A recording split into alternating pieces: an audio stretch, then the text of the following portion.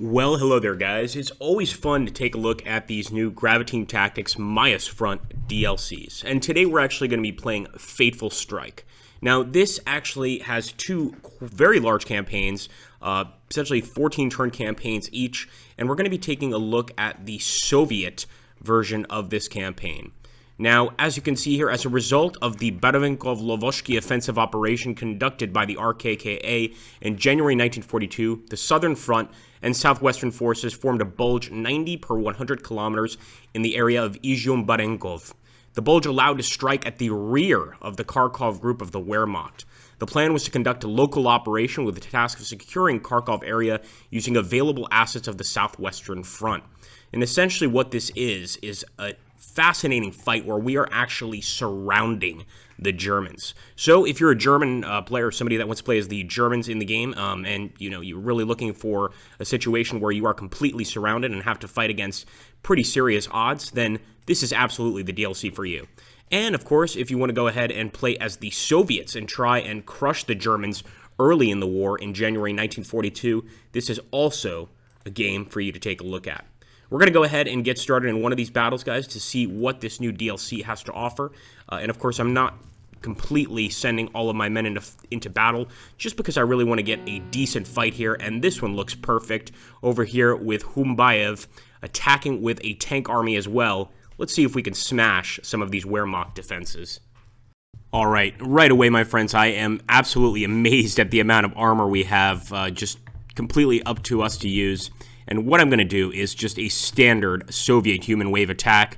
We're not getting too tactical here. We just kind of want to see what kind of fights we're going to be having here in this DLC. And I'll keep these guys over here in the center, pretty much watching or overlooking the actual battlefield. And we're just going to send everybody else on a major assault of that position 199.5. So let's go ahead. Deployment is in progress. I'll take my tanks. Tremendous amount of tanks here. We're just going to order an attack. We'll do the same with these guys over here, and we'll keep these guys behind to provide a little bit of overwatch. Looks like this particular campaign actually starts at night, which, depending on what you prefer in the game, could be a bonus, could be a negative. I actually like the night fights here. It's a bit harder to see our armor, but once the actual tracer rounds start flying, it's quite easy to see everything going on. Well, it looks like contact has been established, my friends, and it actually took a while for us to find the enemy. We had taken the point 199, and only now did I realize that all of the enemy defenses are actually right here next to the point. Not directly next to it, but pretty damn close. And we're, of course, going to have to turn around and see if we can't engage them. Some epic firefights going on here, and some really, really beautiful actual sounds at the night in this particular DLC. I'm not sure if there have been updates or anything to the actual sound system, but hearing, shots sort of crack off in the middle of the night, hearing the sort of chirping of birds early morning sort of thing is really, really fascinating. And as you can see, it's 5:14, so we're actually getting close to morning as this campaign is really winding up. For those of you worrying about, full night campaign, don't forget that in this game you can change that. You don't have to always play at night. You can actually change it so that it's always going to be light outside. But I like how this campaign really starts off in the morning, like a proper encirclement, just really trying to catch the enemy by surprise. We've got an interesting situation over here, and that's the fact that a lot of other Germans in this location that I didn't even spot. Wait a minute. I don't think we got that spot right there. And right now, we've got a guy over here, poor Shizhenov, who has to fight these guys all by himself. Not looking great for old Shizhenov, so I'm actually going to stop him right here and just hope that he targets the enemy of his own volition. Let's get a look over there at the main assault, though. That's what I'm really worried about, especially with all those enemy anti-tank guns. Let's get a nice view of the enemy here. Do keep in mind, guys, if you enjoy my Graviteam Tactics and Graviteam Tactics Mius Front videos, hit that like button, drop a comment down below, and subscribe if you're new. And more importantly, and I can't stress this enough, we're really trying to make a big push to head to Twitch. And I need that support on Twitch, so please follow me on Twitch. You just click the link down below, and I'll see you there. It looks like these tanks have actually managed to wipe out if not entirely, at least greatly diminish the amount of enemies in that area. But it looks like the main enemy defensive point is quite far from their actual initial starting location here. So this is definitely something to get used to. Let's go, boys. See if Shizhanov is still alive. Incredibly, he is.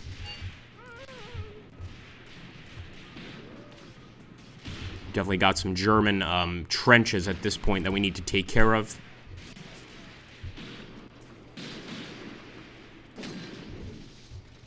And of course, I mean, I can't explain enough how if you're a fan of tanks, this is definitely the DLC for you. Just the amount of tanks we have represented here on this map is insane. Just insane. I could have sworn there was at least 20 bits of armor.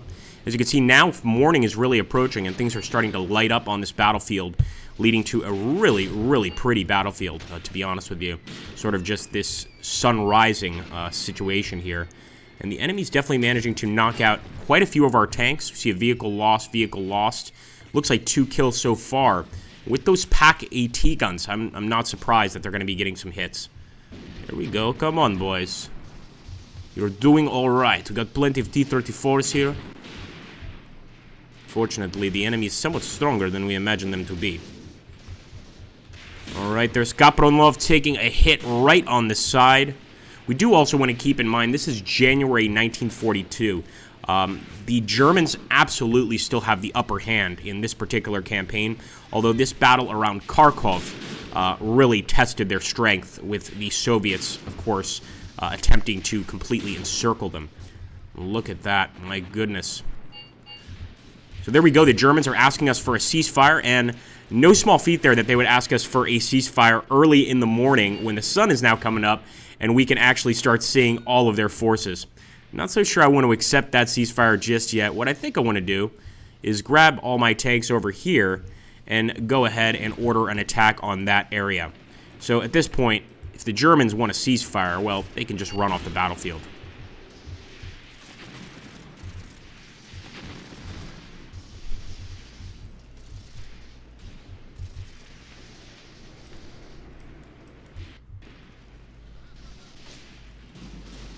There we go. Got some beautiful coaxial machine gun fire going on there. Let's see if our tank, poor tank, is that ours? No, it's not. Ooh, I actually see some dead Germans. That's probably one of their guns that we destroyed.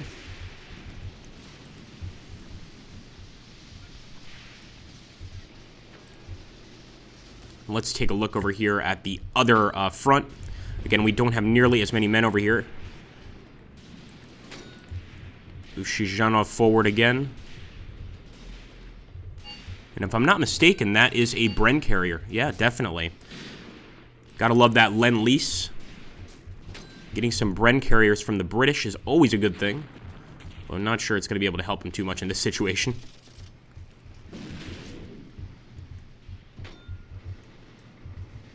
It looks like Kapronov has already spotted the threat here. Just trying to get as many kills as he can. Look at that. I also love the Soviet saying here on the side. Not sure if anybody can translate that. But very, very pretty when you're actually looking at the tank here. Looks like, unfortunately, Kapronov is stopped. Stopped in his tracks, quite literally. But he should still be able to fire off a few rounds here at the enemy. He's got that machine gun working. Also got to watch out for the enemy AT guns here. Ooh, look at... What in the world? Whoa! I think, is it possible that we actually got an ammo container to explode there? Because that was sort of a continuous explosion. Unless we just hit the guy with numerous rounds from multiple tanks. Oh, nice hit, boys. Beautiful hit there. Another vehicle lost too, guys. Even though the Germans don't seem to have many actual tanks on this part of the front, boy, do they have some nice AT guns. Not a single one of these Soviet drivers wants to have to come into contact, obviously, with the dreaded pack gun. It's just no fun to deal with at all. Come on, boys.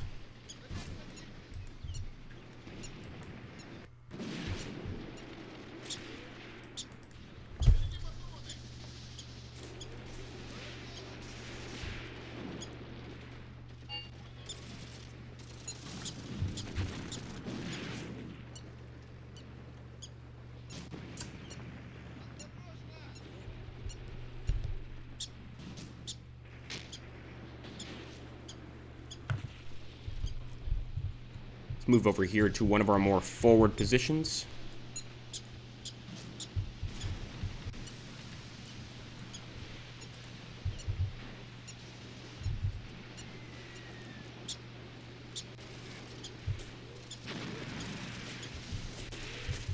And we, every time, I mean, on this battlefield, I must say, you know, despite this being a fairly flat surface for a battlefield, there are bushes over here, and the Germans, especially in this DLC, do a great job at hiding and pretty much just appearing when you can't even see them. In fact, when we started this battle, and of course I let it play a bit longer before I actually started recording again, but we had been attacked from behind.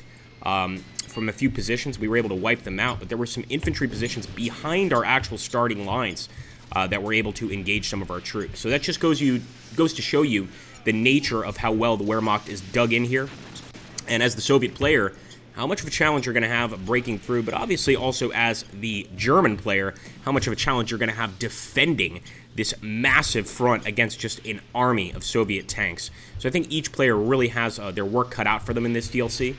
And I always like to see that. Some DLCs are maybe just a little too easy, not very challenging. This one, I think, is going to really give each player what they want. The offensive player is going to get that awesome tank assault that you're always looking for. And the defensive player, like myself, you're going to be able to kind of defend the area with your pack guns. And again, I'm only saying defensive player when it comes to Graviteam tactics, Mius Front.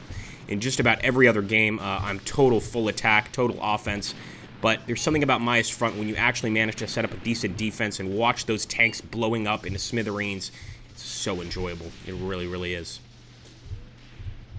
Still some Germans around, of course, and as you can see, they are quite scattered.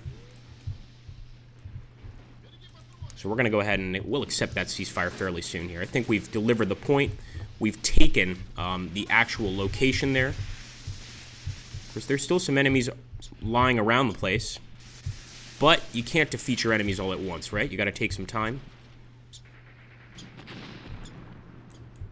Look at this. Whoa, whoa, whoa, whoa, whoa. Nice job! Good work, Tavarishi. Saw a nice little bit of rubble popping up there. Here's our Soviet troops continuing to move forward with the most Nagants. It's looking pretty nice. Yeah, I think I'm going to go ahead and accept that ceasefire. Let's do it. Let's give them that ceasefire.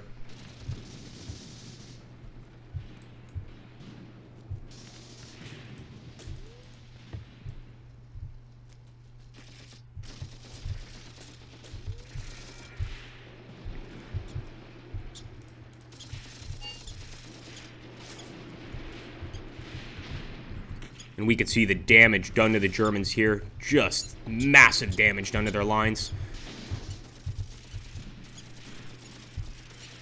Not surprising that they thought encirclement was going to happen. And then we actually got a minor victory there, managing to kill 58 Germans, wound 90. We lost 36 men on our own side, 75 heavily wounded. That being said, this was a fun fight and certainly a DLC I would recommend you guys take a look at, especially if you're interested in the complexity of the Kharkov defensive operations and offensive operations. 14-turn campaign, one of the larger campaigns with the Graviteam Tactics Mius Front DLCs, so make sure to pick it up. Thank you so much for watching, guys. I'll catch you on the next one.